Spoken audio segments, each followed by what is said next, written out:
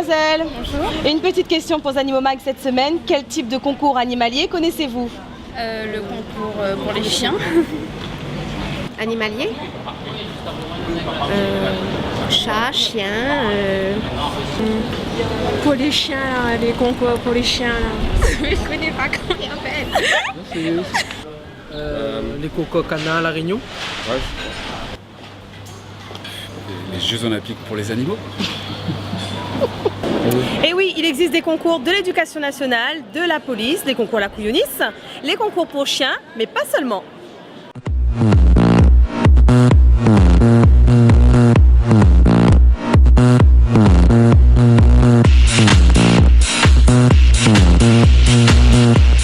Elle est juge internationale pour chat, et à l'occasion de la 4e exposition féline de La Réunion, Aline Noël va tout nous dire sur son métier, quelque peu passionnant, et sur l'élection du plus beau chat dans un tel concours. C'est parti. Cette semaine, le juge est une femme. Aline Noël nous dit tout sur sa passion des concours félins. Fidèle au poste, Emeline Froment répond aux questions d'internautes. Une fois n'est pas coutume, on retrouve Océane pour le Zoom de la semaine. Cap enfin sur le refuge du Prado pour les adoptions. Bonjour Aline. Bonjour. Merci de nous accueillir pour ce nouveau numéro d'Animomag. Vous êtes donc juge pour chat. C'est ça. D'abord, est-ce que vous pourriez nous dire en quoi consiste votre tâche, s'il vous plaît? Ah là là. Grande tâche.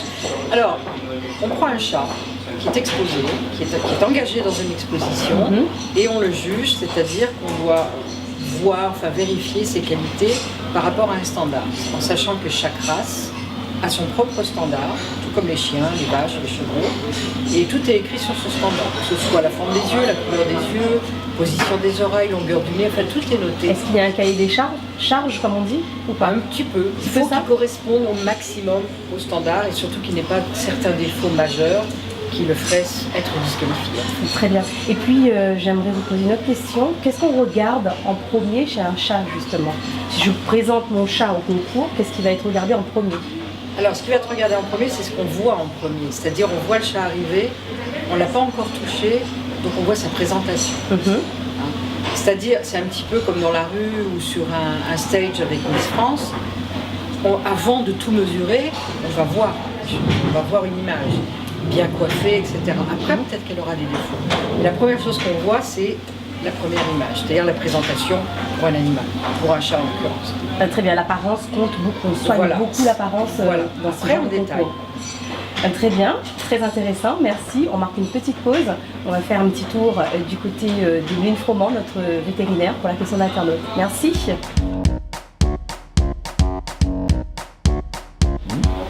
Bonjour Emeline, alors nous avons une question de Bertrand Dumoufia qui cette semaine se demande si le chocolat est vraiment nocif pour les chiens. Bonjour Alexandra, bonjour à tous. Je vais répondre à cet internaute qui nous pose une question en effet très importante. Oui, le chocolat est toxique pour le chien. Donc évitez de donner du chocolat noir ou du chocolat au lait à votre chien. Il faut savoir que pour un petit caniche de 3 kg, s'il mange plus de 100 g de chocolat, il peut s'empoisonner et mourir.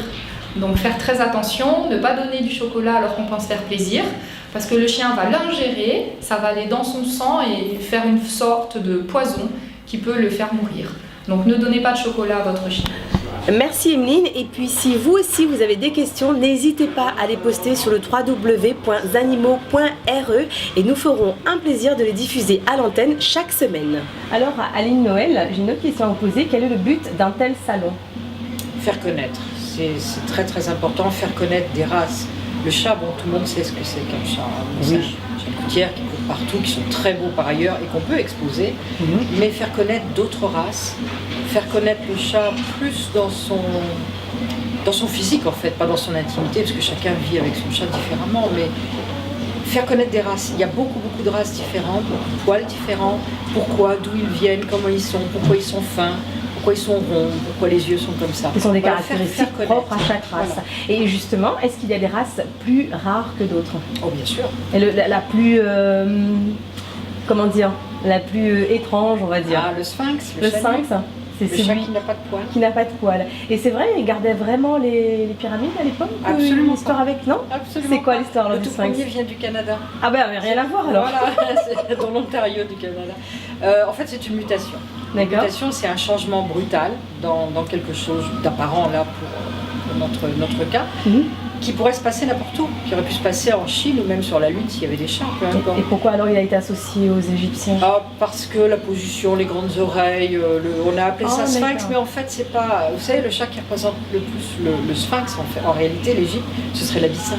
Ah oui. Quand on imagine un abyssin assis, on dirait la déesse Bastet. On s'en rend pas bien compte, mais Voilà. on va avoir des Le images. sphinx hein, est du tout salon. nu avec des oreilles énormes, et le fait justement qu'il n'y ait pas de poils souligne absolument tout. Qu'est-ce que le chat apporte dans la vie des passionnés? Pourquoi le chat a autant de succès?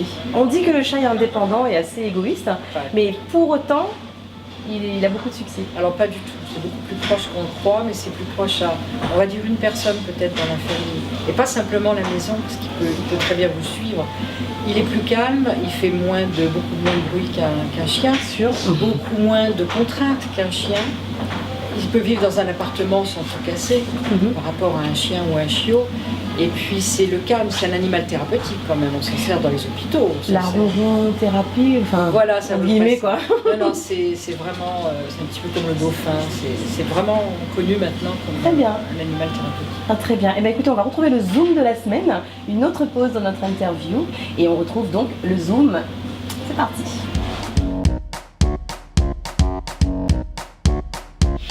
Bonjour Océane, alors de quoi vas-tu nous parler aujourd'hui? Bonjour, alors aujourd'hui je vais vous parler du lapin rex. Donc le lapin rex, c'est un lapin qui est tacheté, noir et blanc, un peu comme un dalmatien. Donc en fait c'est un lapin nain qui, là c'est un bébé, après il faut compter le double en poids. Et en fait il a la particularité d'avoir un poil qui est aussi doux qu'une peluche, il est anti-allergique. Donc toute personne qui fait de l'allergie au poil ou quoi, c'est idéal. Au niveau de l'entretien, donc il faut compter une cage spécialisée pour lapins. Et au niveau de l'entretien, nettoyage du copeau de bois, donc il fait de litière au moins 1 à 2 fois par semaine. De la nourriture spécialisée pour lapins, à favoriser les mélanges. Et également de l'eau, donc 2 fois par jour, parce qu'il a besoin d'avoir de l'eau fraîche comme nous. Voilà. Merci Océane. C'était le Zoom de la semaine. Aline Noël, que se passe-t-il exactement dans ce type de salon? Qu'est-ce que vous allez voir? Vous allez voir beaucoup de choses. Déjà, vous allez voir les cages dans lesquelles sont mis les chats, parce qu'on ne peut pas les laisser en liberté ni les mettre en laisse comme dans une exposition de chiens. Et de là, les éleveurs ou les propriétaires vont amener les chats au juge. Le juge va regarder, donc juger le chat par rapport à son standard, comme on a dit un petit peu plus tôt, et après lui donner un titre ou pas, selon la qualité du chat. Après, il y a ce qu'on appelle les bestes, c'est-à-dire les meilleurs. Alors meilleurs d'abord dans la race, ensuite meilleurs par sexe et par catégorie, et ensuite le meilleur des meilleurs. Et si donc je trouve la tension monte et le public peut voir évidemment participer à tout ça. Assister à chaque étape de la compétition. Absolument, c'est ouvert. Est-ce que je peux amener un chat de gouttière Alors oui, un concours en gros, j'exagère, mais... Il faut qu'il soit inscrit parce qu'il y a toute une inscription qui est faite dans un livre d'origine, qui est faite au niveau de la direction des services vétérinaires pour savoir quel animal est, voilà, qu'il soit bien vacciné. Mais oui, il y a un concours aussi pour les chats de gouttière qui ne sont pas jugés selon un standard propre parce qu'il peut avoir un petit peu des éléments d'une race et d'une autre, mais selon sa beauté. Sa beauté en fait, ses qualités, parce que c'est souvent les plus beaux. Il faut savoir les chats de gouttière sont très beaux. Beaucoup de chats de race viennent des chats de gouttière. Et alors, lorsque je gagne un concours, si j'emmène mon chat et je gagne un concours, quelles sont les retombées? Ça apporte quoi? Les retombées, vous allez avoir une coupe, un cadeau, quelque chose selon le club. Vous allez avoir des points, on va dire, mais c'est surtout financier, non, directement non. Par contre, si c'est un étalon, imaginez que ce soit un étalon, et que des gens veuillent des bébés de ce chat-là. Il prend de la valeur parce qu'il est champion. C'est une marque de qualité, enfin c'est une marque de qualité de dire voilà, avec mon chat, c'est un chat qui est connu dans les livres, dans les livres d'origine. C'est un chat qui est connu, donc on veut des chatons de ce chat-là. Très bien. Aline Noël, merci beaucoup. On va vous retrouver tout à l'heure dans les dédales du salon. Alors à tout à l'heure. Et merci pour votre accueil. À tout à l'heure. On passe à la séance adoption et juste après on vous retrouve dans cette exposition féminine à Saint-Denis.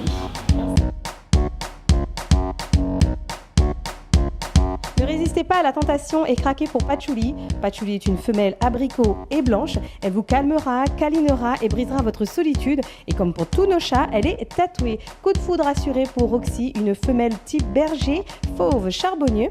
Roxy est pucée et fera une excellente gardienne de cour. Pour tout renseignement, appelez le refuge du Prado au 02 62 28 67 78 ou le 06 92 30 86 88. Très bien. Aline, on se retrouve pour la 4e partie et là nous sommes avec le best des bests et vous allez nous expliquer comment ça se fait que ce beau chat a gagné ce super prix. Alors comme je le disais tout à l'heure, chaque chat a un standard. On a parlé des races, chaque chat a un standard. Donc on a jugé tous les chats, il y en avait une 60aine, vraiment des très très beaux.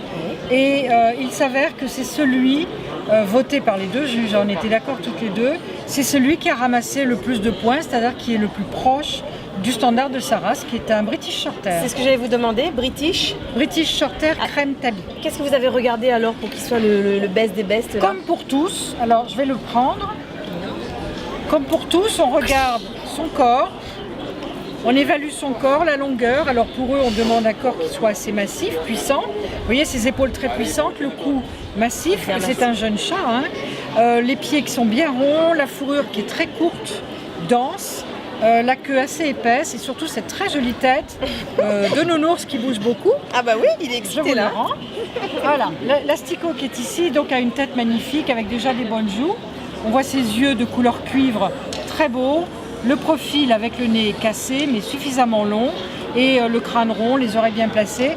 La qualité de présentation, la propre du chat et il était moins énervé tout à l'heure.